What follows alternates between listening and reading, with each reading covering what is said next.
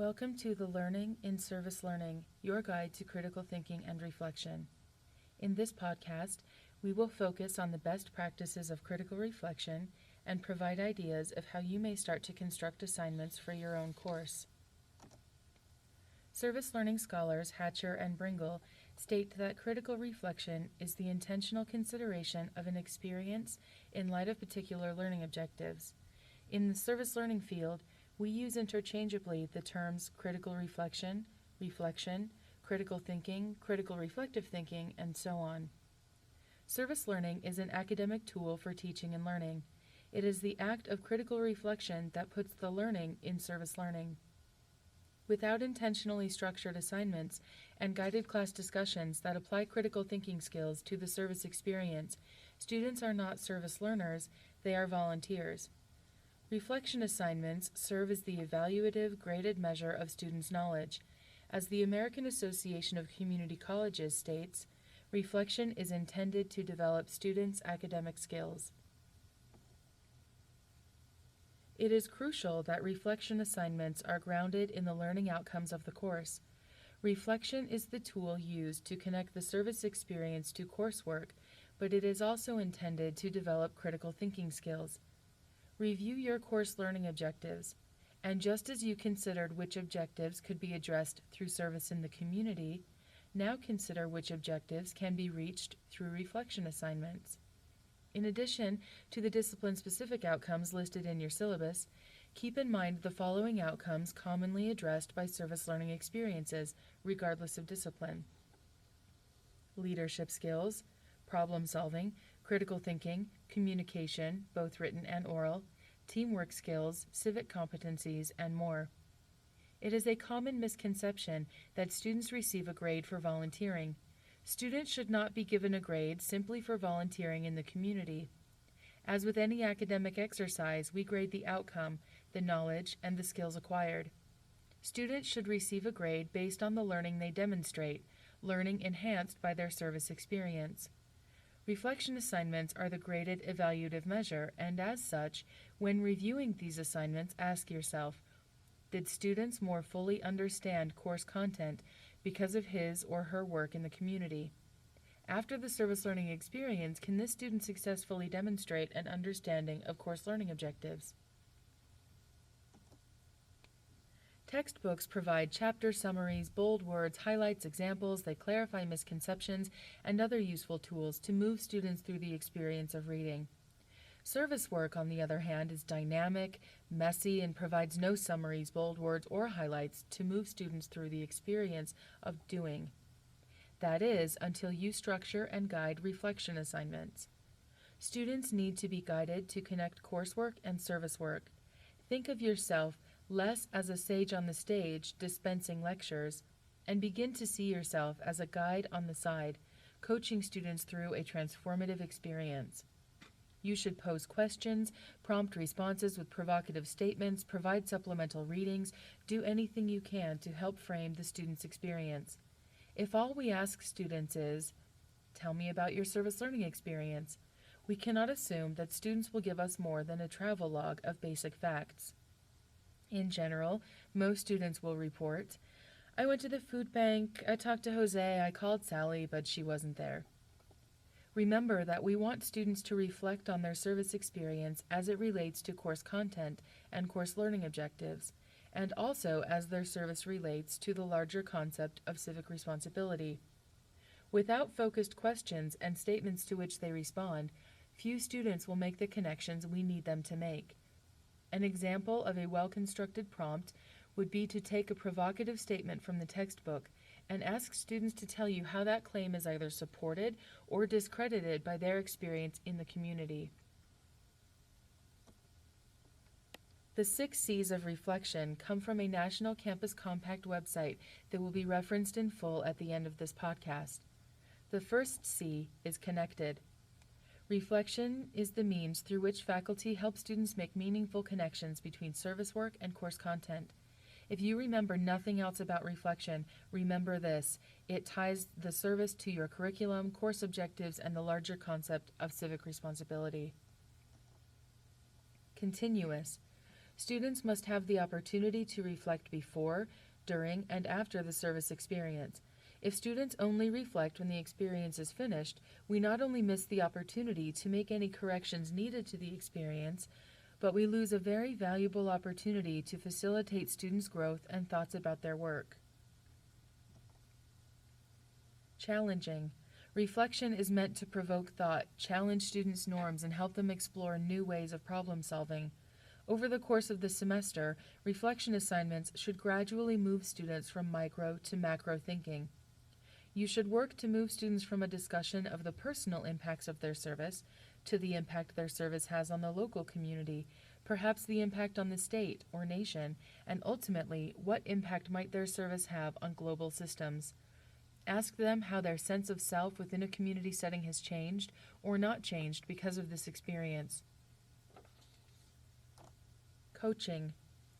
As was mentioned before, begin to think of yourself as a guide on the side, a mentor, and a coach to students as they make their way through the transformative service learning experience. You should challenge them and also support them, creating a safe, respectful environment. Contextualized.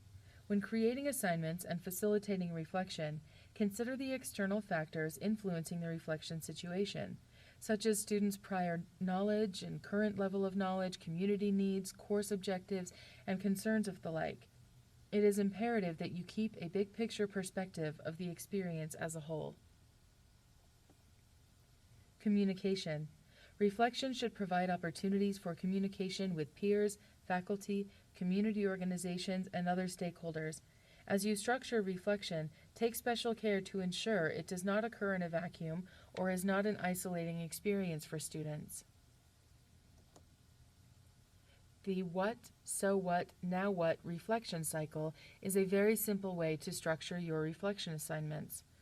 Remember the example of the food bank conversation? You asked your students to tell you about the service learning experience, and most students report, "I went to the food bank, talked to Jose, called Sally, she wasn't there." That's fine on the initial level of what happened, who did you talk to, what task did you perform, but your job as an instructor is to move students beyond that very basic response. Getting students to talk about the so what level is critical. So what does that have to do with our lecture today? So what does that have to do with what you read in your textbook? So what, so what, so what? You are here to help students make that connection.